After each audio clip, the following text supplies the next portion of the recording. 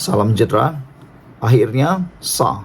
Dewan Rakyat meluluskan usul heret Wan Saiful ke jawatan kuasa khas Parlimen.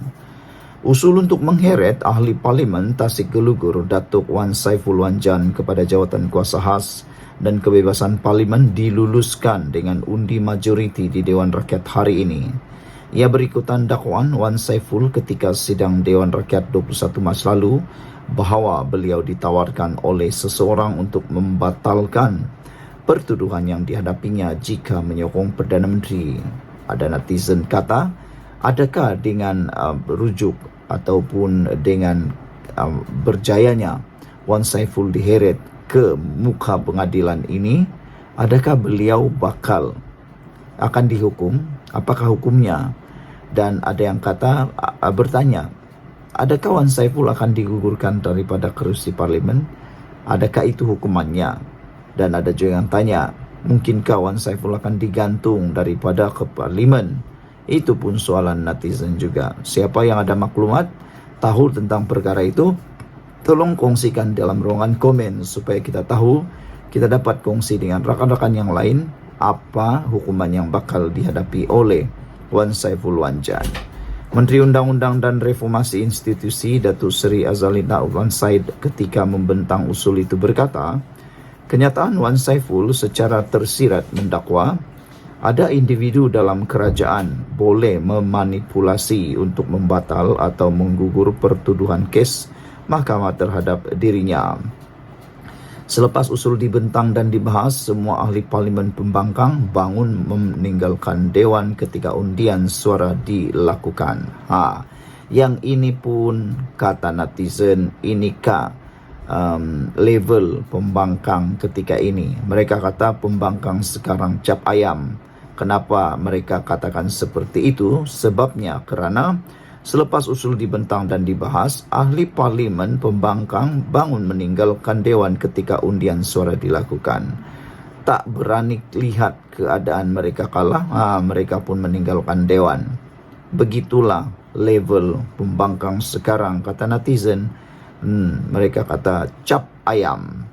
Berdasarkan usul yang dibaca Azalitna, jawatan kuasa hak dan kebebasan Parlimen akan membuat penentuan sama ada kenyataan tersebut mengelirukan Dewan serta merosakkan kepentingan pihak-pihak yang berbicara dalam kes terbabit. Sementara itu, Wan Saiful dalam sidang media di lobi Parlimen berkata, beliau tidak akan membuat laporan kepada SPRM kerana tidak percaya kepada integriti agensi berkenan. Yang ini pun orang tanya juga, Wan Saiful sekarang nak percaya kepada siapa? Kalau tak percaya lagi dengan SPRM, percaya kepada siapa? Itu yang nak dipersoalkan. Kalau kamu jadi kerajaan, kamu percaya SPRM. Tapi kalau orang yang jadi kerajaan, anda tak percaya SPRM. Tapi kalau orang yang kena siasat oleh SPRM, anda percaya SPRM. Tapi kalau diri sendiri disiasat SPRM, anda tak percaya SPRM. Itu dia. Itulah dia. Coba bayangkan kalau saya pergi SPRM, kata Wan Saiful, agak-agak siapa yang kena tahan? Memanglah yang kena tahan tu orang yang disiasat. Saya terus terang, saya sebut, saya tiada kepercayaan kepada institusi SPRM, kata Wan Saiful lagi. Itulah sekarang ni dia nak lapor siapa pun tak tahu. Sekian dulu untuk kali ini. Jangan lupa tinggalkan komen anda. Kita jumpa lagi. Bye-bye. Salam sejahtera. Anwar gurau sedia rombak kabinet untuk selamatkan Perdana Menteri. Ramai orang yang cuba membuat spekulasi. Kononnya Anwar Ibrahim boleh membuat rombakan kabinet pada bila-bila masa. Adakah Anwar Ibrahim sanggup memecat menteri-menteri yang tidak kompeten, kata mereka. Secara peribadi, saya bersetuju kalau menteri-menteri yang tidak kompeten perlu digantikan dengan orang yang lebih kompeten. Hal ini kerana ada beberapa menteri yang kelihatan seperti tak muncul-muncul. Kadang-kadang Anwar Ibrahim kesian juga, terpaksa mempertahankan diri sendiri. Seakan-akan ada menteri yang tak wujud. Tapi anda nilailah sendiri. siapa menteri-menteri yang kurang kompeten, kurang bekerja. Jadi apabila Anwar Ibrahim bergurau sedia rombak kabinet untuk selamatkan Perdana Menteri, ini menarik perhatian ramai penganalisis politik dan juga pemerhati politik meskipun dia berseluruh. Perdana Menteri Anwar Ibrahim secara berseluruh berkata dia sedia membuat rombakan kabinet sekiranya prestasi Malaysia gagal meningkat dalam ranking daya saing dunia Institut Antarabangsa bagi Pembangunan Pengurusan pada tahun hadapan. Bercakap pada Majlis Mesyuarat Tahunan Dewan Perniagaan Amerika Syarikat di Kuala Lumpur hari ini, Anwar menjelaskan tindakan sedemikian untuk menyelamatkan Perdana Menteri. Merujuk kepada laporan daya saing dunia, satu kritikan utama adalah kegagalan kami atau sekurang-kurangnya kekurangan keazaman dan komitmen untuk melaksanakan beberapa langkah yang kelihatan tidak popular, tetapi kami melakukannya. Jadi pada fikiran saya, itu dengan sendirinya akan menyelesaikan komponen utama kritikan terhadap prestasi ekonomi di Malaysia.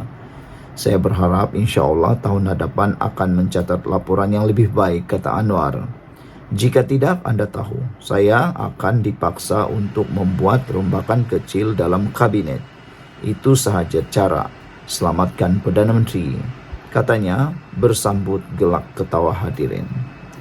Anwar berkata demikian ketika memperincikan keputusan-keputusan kerajaan seperti subsidi diesel bersasar dan pelarasan tarif elektrik yang dilihat sebagai tindakan tidak popular. Pagi tadi ketika berucap di Dewan Rakyat, Anwar mengakui kelemahan kerajaan di bawah kepimpinannya berikutan penurunan kedudukan Malaysia sebanyak 7 anak tangga pada ranking daya saing dunia bagi tahun 2024. Semasa sesi soal jawab Perdana Menteri, Anwar mengambil maklum laporan itu dan menggesa pendekatan yang lebih telus terhadap tadbir urus. Anwar berkata dia telah mengarahkan kabinet untuk meneliti laporan tersebut secara menyeluruh dan membincangkan secara terbuka penemuannya. Ada memang kelemahan yang harus diperbaiki, cuma saya minta perhatian bahawa secara umum laporan itu masih mengekalkan kedudukan kita sebagai ekonomi yang stabil, katanya. Malaysia jatuh ke tangga ke-34 tahun ini dari tempat ke-27 tahun lepas dalam ranking IMD yang merupakan laporan tahunan komprehensif dan titik rujukan seluruh dunia mengenai daya saing negara. Sebelum ini, bekas Perdana Menteri Muhyiddin Yassin membidas Anwar mengenai perkara itu. Menteri Pelaburan, Perdagangan dan Industri Tengku Zafrul Abdul Aziz sebelum ini menyatakan kedudukan itu akan bertambah baik memandangkan negara kini dipacu oleh peningkatan ekspor produk berteknologi tinggi. Anwar ketika berdiam diri apabila ditanya sekiranya dia akan merombak kabinet akibat kejatuhan ranking itu. Sekian untuk kali ini, jangan lupa tinggalkan komen anda. Salam sejahtera, terima kasih karena bersama dengan saya di Nazilin Unity Channel. Ini isu yang paling hangat berkaitan dengan MAHB. MAHB tidak pernah dijual kepada pihak asing, kata Anwar Ibrahim, mengulas isu yang dimainkan oleh para pembangkang. Ini pencerahan yang harus anda tahu dan share kepada semua orang, karena di luar sana ada banyak maklumat yang bohong, fitnah dan tak benar, dispin, ditunggang dan sebagainya.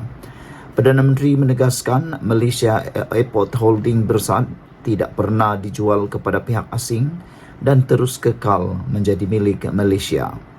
Datuk Seri Anwar Ibrahim berkata, dakwaan kononnya MAHB dijual menerusi pemilikan syarikat asing adalah sama sekali tidak berbangkit. Malah katanya, pegangan saham majoriti MAHB dikuasai Khazanah Nasional dan kumpulan wang simpanan pekerja KWSP, yaitu sebanyak 70% meningkat berbanding 40% sebelumnya. Menurut Anwar Ibrahim yang juga Menteri Kewangan, jawatan pengurusan utama yaitu pengurusi MAHB dan Ketua Pegawai Eksekutif MAHB juga masih diterajui rakyat Malaysia. Anwar berkata demikian menjawab soalan Datuk Muhammad Shahar Abdullah, BN Paya Besar pada waktu pertanyaan-pertanyaan menteri hari ini. Muhammad Sahar meminta Perdana Menteri menyatakan penjelasan terhadap keputusan konsortium syarikat pelaburan berkaitan kerajaan terhadap penjualan saham MHB itu. Terdahulu, isu pemilikan sebahagian saham dalam MHB oleh Global Infrastructure GIP yang ada kepentingan BlackRock hangat diperkatakan. Saudara-saudara sekalian, itu adalah penjelasan tepat jelas daripada Anwar Ibrahim. Kalau ada spekulasi dan masih ada yang bercakap-cakap tentang cerita kononnya pemilikan sebahagian saham yang hangat diperkatakan, itu adalah kurang tepat. Yang tepat, kata Anwar Ibrahim, sekali lagi ditegaskan, MHB tidak pernah dijual kepada pihak asing. Dan yang menariknya, Anwar Ibrahim menyatakan pegangan saham majoriti MHB dikuasai Khazanah Nasional dan KWSP, yaitu sebanyak 70%, meningkat berbanding 40% sebelumnya. Makna kata penguasaan oleh Khazanah Nasional dan KWSP semakin kuat dalam saham majoriti MHB. Itu yang tepat dan Anda harus kongsikan.